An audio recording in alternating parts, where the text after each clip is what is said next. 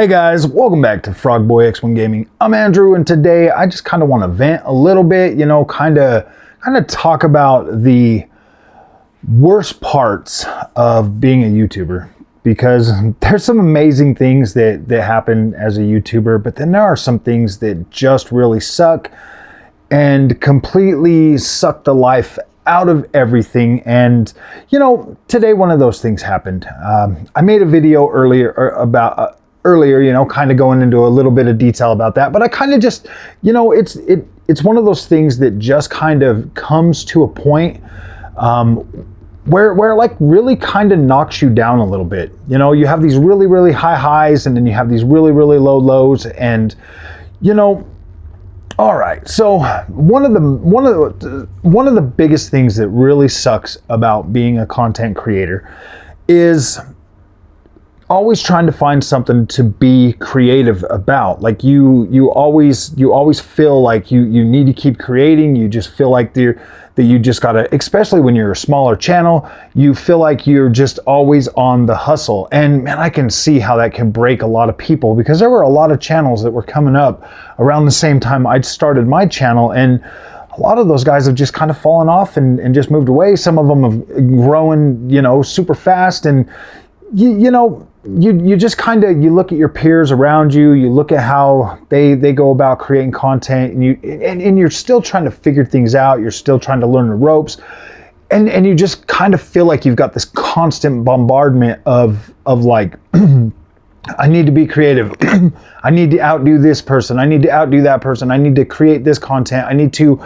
try this, I need to try this method, and your mind's just going 1,000 miles an hour, and you're never really getting that opportunity to really just chill and make the content that you want to make. Like, you literally, it wasn't even until just a few months ago where I kind of finally have started getting to that point where it's like, all right, I kind of feel like I know where I want the channel to go. Right now, setting up some things for the new year, try to put some different, types of thing into place so that I can, just focus on, kind of reining things in a little bit, just focus and just being a little bit more focused so that I can, make better content. That's like one of the hardest things when you're starting a YouTube channel. It really, you're really always just going 100 miles an hour, and your competition is freaking fierce on YouTube, and especially like in my position where, well, like, I've got a full-time job, I've got a family, I get, I do get a decent amount of time to try to think about things, but for the most part, like, it just gets to be so, sometimes it just literally feels like you're going through the motion. You just feel like you got to keep churning something out, you got to keep cranking things out, and I know that quality freaking matters, but when nobody knows who you are, YouTube's huge, it's massive.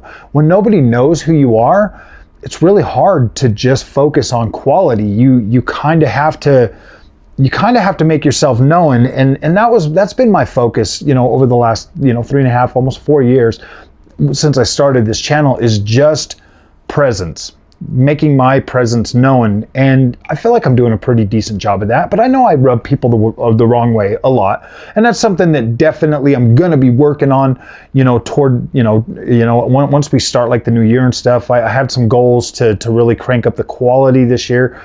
And I think I've done that. Like, I've gotten a lot more. I feel like the channel's gotten a lot better over just this last year. I feel like that goal has been pretty strong, and I've worked diligently to try to do that. But so yeah, that's like one thing. Just constant pressure. You're under constant pressure. You're always feeling like you need to do, like you just always feel like you need to do something. Second thing, this part really, really stresses me out a lot. Okay, buying stuff to cover on the channel. Now, I've spent a lot of money on this channel since I started it, and I've made maybe a fraction of that back. I think I've in the last 4 years I've made almost $17,000 or a little over $17,000. But the first year alone I spent like 25. You know? So I mean, like I still haven't even recouped the first year investment plus all of this year. I mean, I spent $5,000 on cameras this year for the channel alone. That's just the cameras. That's not to mention like the monitors. Yeah, like, and I know that nobody's asked me to do this, you know, all the GPUs and stuff that I buy, but I just don't have the right time or the right setup or the right, you know, focus on trying to get the most out of covering some of these products. So that has been stressing me out, and that's something that I really want to change next year. Like I said, I'm going to be trying to rein things in and do better. If I buy something, I want to be able to cover it longer and better. As you guys have seen with the PlayStation 5 Pro, I've been trying to cover that and stay on it. The sim racing equipment and stuff like that. Like we're already working toward those goals. But yeah, guys, the buying the products, especially brand new, when at the time of launch, the way YouTube works is, say a new product comes out. Like right now, we've got the B580 from Intel that's about to come out. I'm already seeing videos on YouTube from other content creators that have been given this stuff. And that makes me think, okay, should I even buy this? Because it's so far away. Like today is the 5th, they come out on the 13th. That's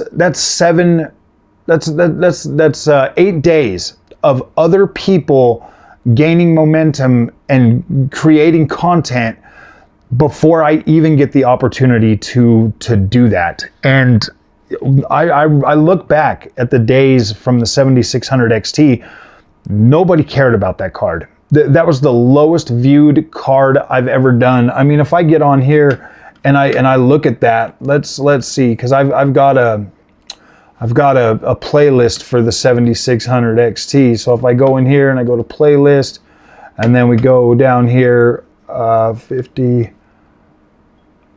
I'm pretty sure I did a full-on playlist for that GPU alone.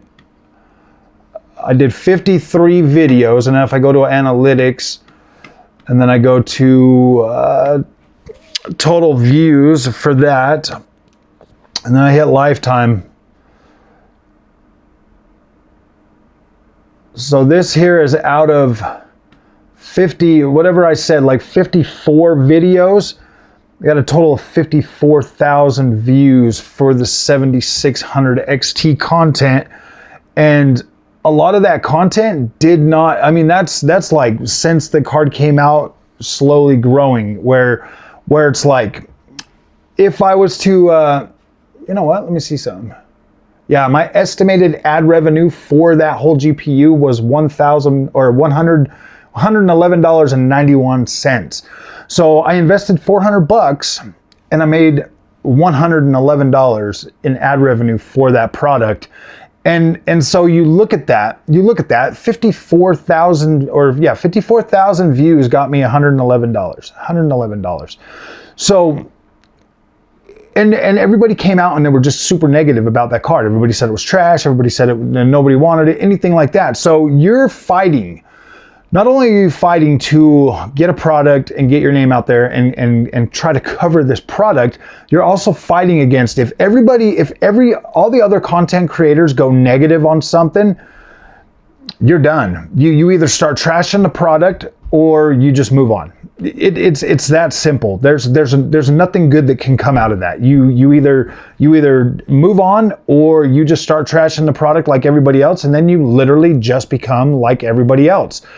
I don't feel like anybody tries to find the value in any of these products anymore, because to be completely honest with you, my feelings on a 7600 XT with 16 gigabytes, that is a sufficient product. If that is your price range, I mean, obviously now with Intel coming out with the B580, that one's only got 12 gigs of RAM.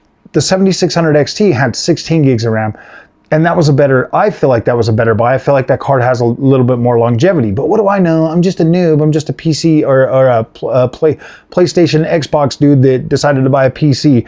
I feel like there's more value in that card. When I played with that card for the 30 days that I normally do, I I found a lot of good stuff with that GPU. I had fun with it. I was actually able to play games and feel pretty decent about those.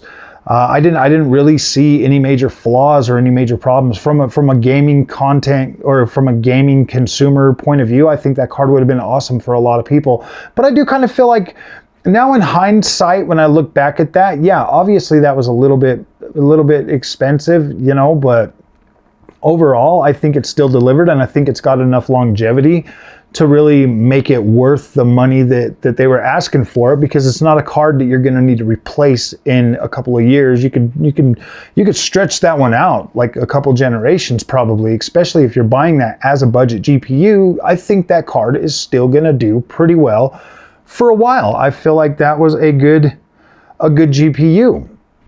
So that part, guys, buying products like PSVR 2, every now and then I'll get a product like the PS or like the PlayStation 5 Pro that actually does really well. And that's part of that highs and lows, where like you'll get one and it'll do really, really good and you'll get a lot of content. But then for some reason, like my views will get to a certain point and then they just flatten out. They just stop pushing them. And I'm sitting here wondering, I'm like, wait a minute, that video was doing very well. A lot of people watching it. And then I look there and I see the watch time and it's like 1 or 2 minutes. And I'm like, oh, and I think to myself, I'm like, what the hell am I doing wrong? Or is it just people that are coming to the channel to just, you know, to look at it for a second and then just leave? You know, it's like the watch time is very, very good, but the overall like views, they just, I don't know, man. I don't know exactly how the algorithm works or not, but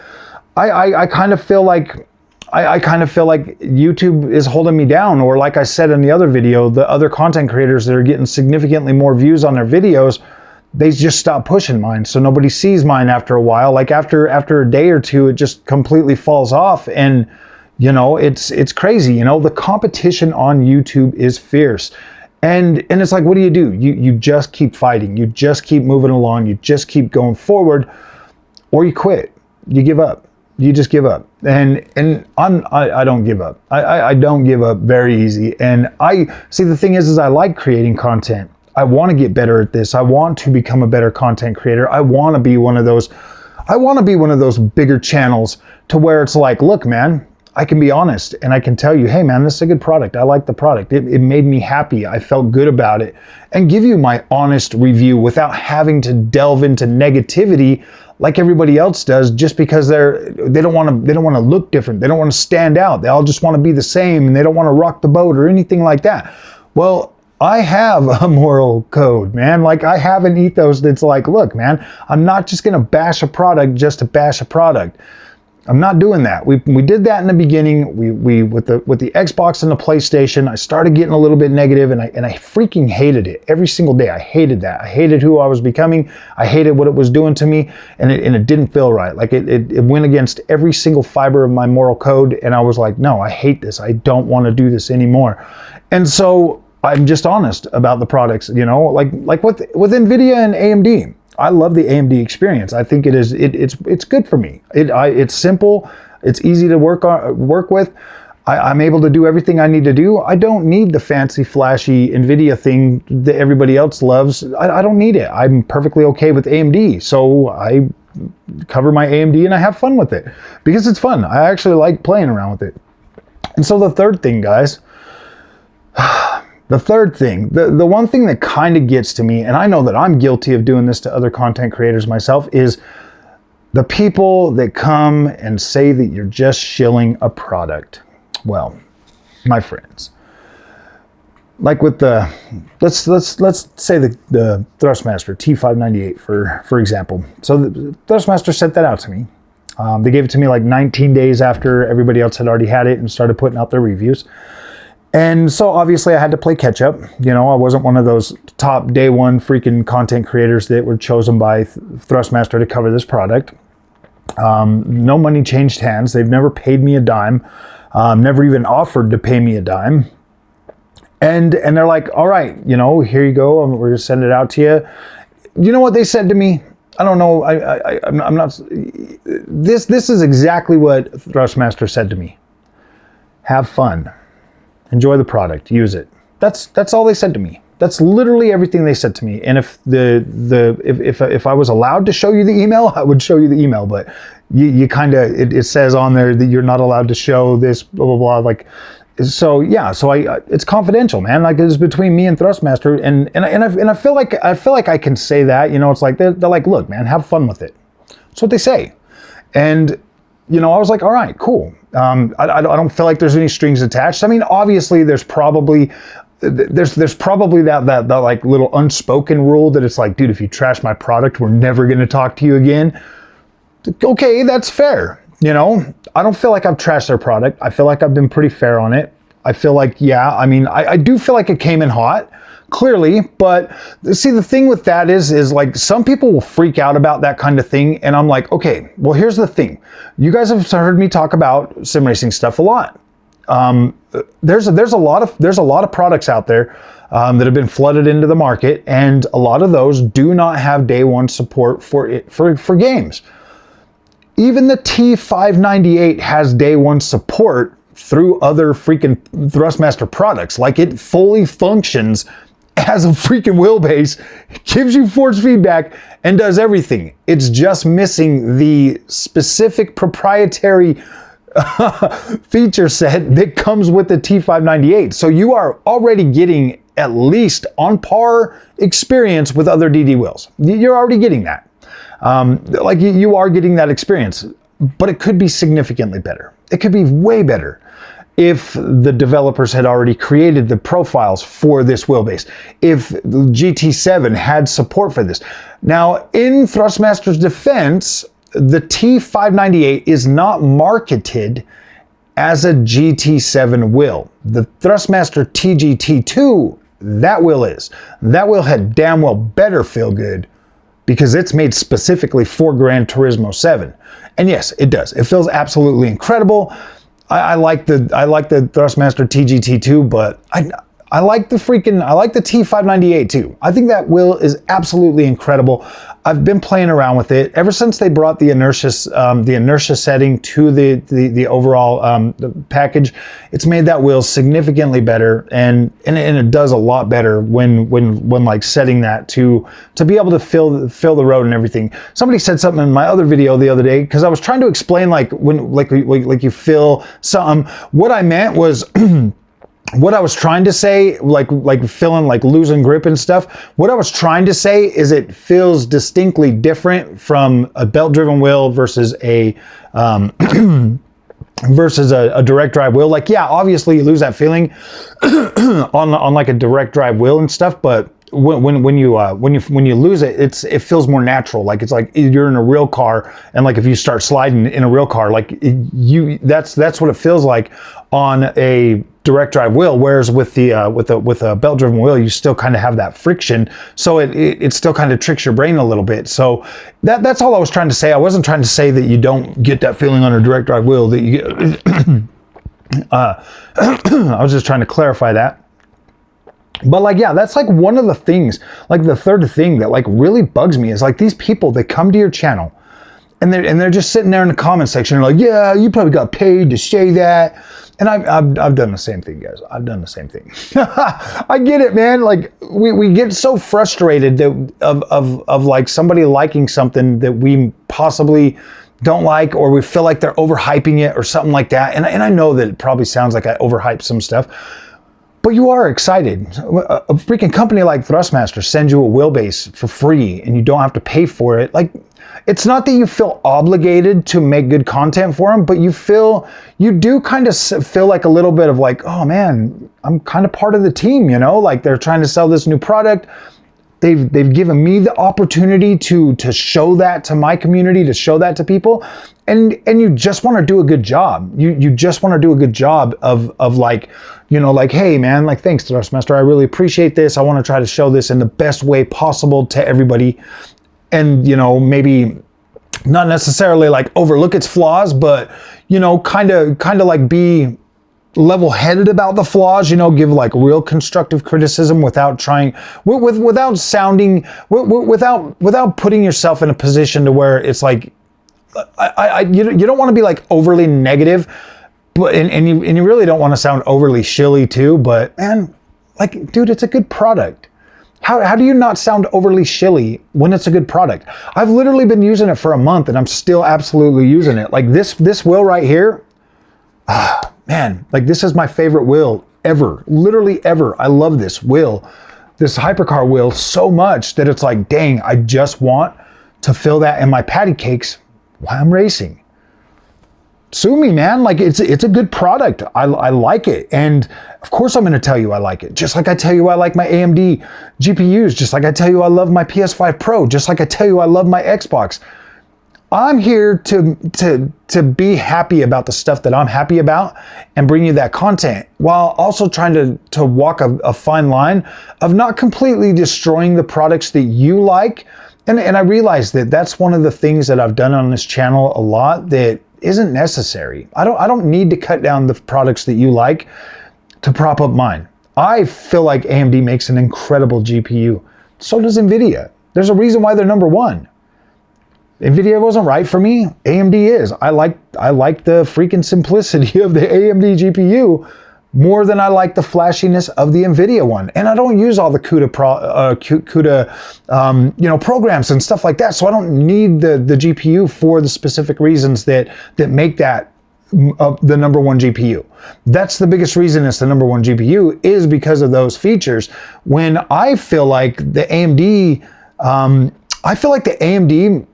software, like the drivers and stuff, are more geared toward actual gaming, whereas NVIDIA's are more geared toward like workstation type stuff. So when I look at that and I see it and I contrast that and I see how easy it is to get into AMD and like set up a game or set up, things the way I would want it versus how it is on the NVIDIA. Like NVIDIA's making that new app. Hopefully that turns out pretty good, because at the end of the day, I just want people to buy the stuff to have the best experience possible. And I feel like a lot of people would benefit from going AMD first. I do. I absolutely believe that. I feel like the experience is absolutely incredible, and it really does scale from where you are on the console. Like you go into like a PS5 game and then you see what the maximum overall possible settings that you could get from AMD architecture on your PC. You're just like, you're blown away. You're like, wow, that is incredible. Look how much better this is compared to that. And it just blows you away. It just makes you feel like, oh my gosh, dude, this is good. Because if you're already on a console and you're seeing like stuff flicker and whatever, when you go to the PC space and you see everything just like boom, turned up to 10 and everything looks incredible, and you see a little bit of flicker, you're like, like seriously, it's not even gonna bother you. Like you're gonna be so blown away with the overall visual quality that it doesn't matter. I mean, like think about it. People showing this stuff off, like literally gotta zoom in like 500%. Just to show you a difference. And let's be real, NVIDIA DLSS is the best at, smoothing stuff out. It does a really good job. It sharpens things up and smooth things out. That's cool, man. Some people really like that. And I kind of feel like people take advantage of that a lot to try to, this is why DLSS wins. But then when you look at like the equivalent settings on like FSR, you get like higher frame rate. The gameplay's a little bit more stable. I don't know. See, I don't know. It's like, how do you actually decide which one wins when like one of them can clearly be better, can clearly be giving you a better overall gameplay experience, whereas one's just giving you an overall sharper image quality. You know what I mean? Like, I kind of feel like if we really did apples to apples and people started actually showing you like, hey, this is quality FSR versus quality DLSS, maybe things would be different. Maybe things would be like, whoa, man, wait. So if I use quality DLSS, I get 67 frames on this, but if I use it on the AMD card, FSR, I get 97 frames. That looks smoother. That stutters a little bit more. Like it's got the... You see what I mean? Like, is it really a better experience if you get more frames on the other one by using their freaking upscaler and like, but they're like, oh gosh, that flickers right there. That flickers. Trust and believe, I would rather have 97 frames over 67 frames with a sharp image, crisp image. Like to me, that just, I don't know. It just blows my mind. I think that image quality alone is I don't know if that's a good enough metric. I don't know if that's the only metric that should be used when comparing upscalers. I think we should be looking at like frame rate and stuff, some of that other stuff as well, you know, like image quality is definitely one thing, but I kind of feel like, I don't know, I kind of just feel like AMD was doing better. And plus, if you use AMD's fluid motion frames too, you could do that on any DX11 or DX12 game, so you can get significantly more overall FPS. And if you just lock it at like 60, 70, 80, 90 frames and then let it double that, oh man, it's incredible. Like it feels freaking super smooth. Some games really suck, but some games don't. So I don't know. I feel like those are the features that gamers are going to care about more than a sharper image. I don't know, dude. Oh, I used to care about sharp image screen. It changes. It changes so much. See, I'm fluid moving. I don't just sit stagnant. You know, I move with the flow and like new things, and I'm always willing to give things a second chance and stuff like that. But yeah, guys, like I said, you know, the people that come to the channel and they say that we're like paid. Obviously, there's such things as paid sponsorships. But here's the thing, guys.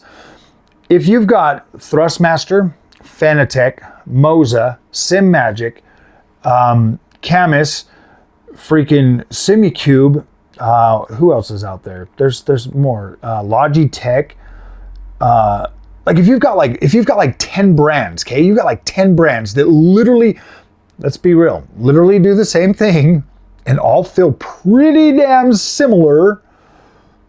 Of course you're gonna pay a popular YouTuber. Like this is what they're paying them for. They're paying them to use their product in front of their fans. That's all they're doing. That's literally all they're doing. They're like, please, like when you watch a movie and you see Pepsi trucks everywhere, or you see Camaros everywhere, or you see Chevy cars, or you see, that is product placement. That's what they're doing. They are literally paying these content creators because they have a base and they have a platform.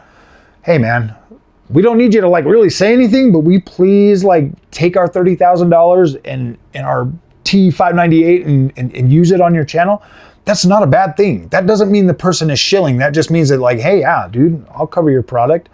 I mean, obviously, it's like, say, take for instance, you're a sim racer, and like say MOZA reaches out to you and they're like, hey man, we'll give you $25,000 if you do all your sim racing on camera with our wheel setup.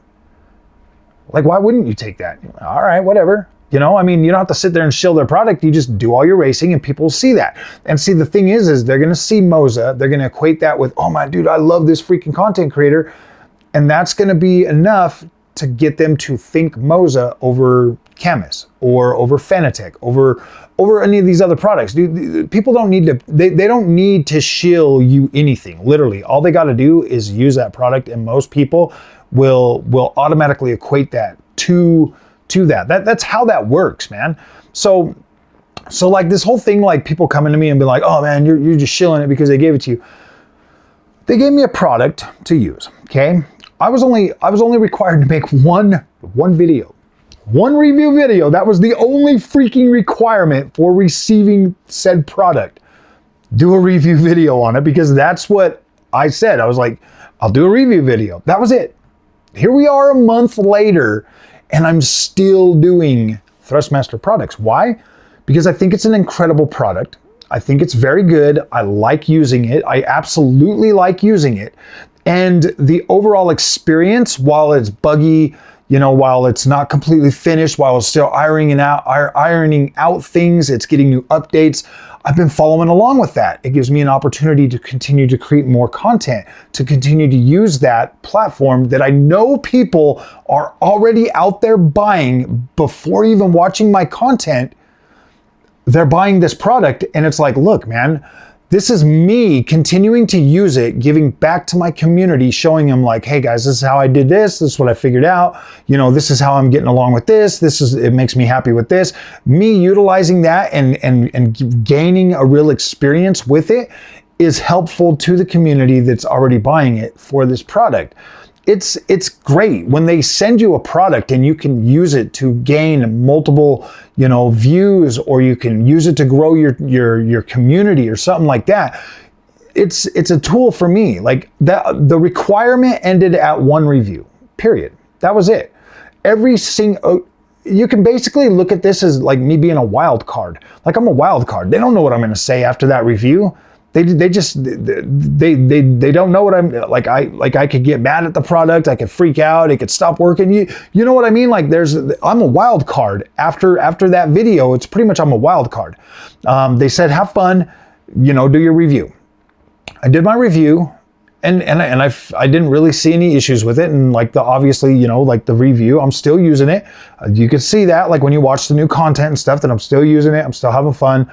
Obviously I wasn't just, you know, shilling out some review. They didn't tell me I had to say anything. And you know what I mean? Like I think the T598 is an awesome product and definitely has a future in sim racing, especially on the console side, man. If they could just iron some of that stuff out and get it working and up to par, man, this thing is going to be a beast. Playing this thing on Rensport on the PC, oh my gosh, it's mind-blowing. It's literally mind-blowing. I love it so much. I do. I love it. I think it's incredible.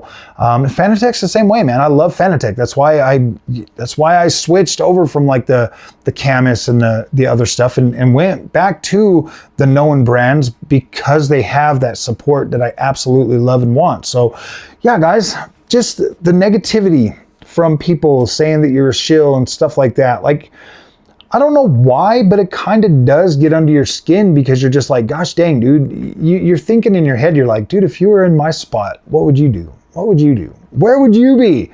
Or the people that come and tell me that like the PlayStation 5 Pro is not worth the money. And I'm like, really, bro? What's your favorite game? Seriously, answer that question. What is your favorite game? Tell me it in the comments section. And then I'll download your game and I will find every single little thing that I can to nitpick about it. And then you'll be like, oh yeah, okay. There's no perfect game out there. None of these games are perfect. We all have our favorite. Obviously mine's Witcher 3. You have your favorite game that you love. And you know, if you go through that and you really look at the games that you love and you think back to the time and just how buggy or whatever, man, we were able to enjoy some pretty hideous stuff back in the day. Games these days, yeah, dude, a lot of them are safe, man. A lot of them are safe, but they entertain me. I'd rather play a video game than watch a movie any day of the week nowadays. My gosh, man. And then, yeah, obviously you got the angry people out there that are just out there to rage bait and get those angry clicks, and that's so damaging to this platform and to the hobby that we all know and love. It really sucks, guys. So those are the three main things, obviously, that really stick with me a lot over the last few years that I've had this YouTube channel. Like I've done everything that I can to try to be, you know, successful, to try to be good, to try to be honest, to try to be, you know, I want to be a place where everybody feels welcome. I want to build a channel and a platform where bigger companies, where I can be out there, you know, being able to be honest and be able to be the truthful, because there's a lot of people out there, guys, that will literally just hate on products. And I kind of do feel like there's a cabal of other channels that really do just kind of communicate with each other, and they're like, yeah, dude, we're gonna go against this product, or hey, they didn't send Tommy one, so yeah, dude, let's just give it a bad review. I really do think that happens, man. Like, this is the world, man, and I do think that there's people out there that will try to go out of their way to tank a company just because. I mean, like, look at the sentiment around the world today. You know, there's obviously people that are out there that would do anything for, yeah, dude, it sucks, and I hate that, and I hate that that's how things are. But yeah, guys, I always want to be here, and I'll always be honest with you and give you my honest opinion about stuff, dude. It's easy for me to like things because it's not that I have low standards or low expectations. It's just I like to have fun, man, and it's easier. It feels better for me to try to find the good things and the positive things about things than it is for me to try to tear things apart. I don't like the person that I become when I do that. I don't like that. It's not good. It's not healthy. It's not fun. It's just, I don't want to be negative. I mean, obviously if there's something wrong with something, yeah, I'm going to come out and be like, look, dude, this is kind of not that great. You know, it's, you know, this is the issue that I found with it, and I'm not going to just trash stuff for it. But yeah, guys, I don't know. Those three things really started bugging me, or don't bug me, but those three things are something that, you know, those are like the hardest things that I deal with as a content creator. And, you know, if you're thinking about becoming a content creator, like there's it's hard, man. There's a lot of people out there. You got a stiff competition, and you got to keep going, and you got to keep being strong, man. You got to keep like being you, because if you start trying to be something else or somebody else, you're gonna suffer, man. You're gonna suffer, and your content's gonna suffer. And I'm just happy I found a way to get back to being me and being, you know, a happy, fun person that wants to do content and is actually excited about video games and stuff. So yeah, guys, if you like this content, don't forget to like and subscribe.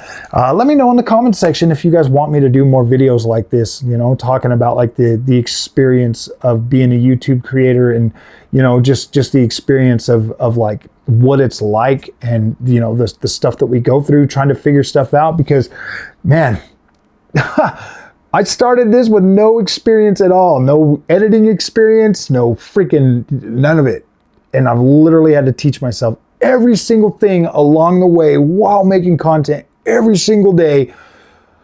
Whew, man. Talk about like, yeah, dude, like, those dudes that go out there and they work and they put all their life into work and everything. It's like, that's me with YouTube, bro. Like, that's me.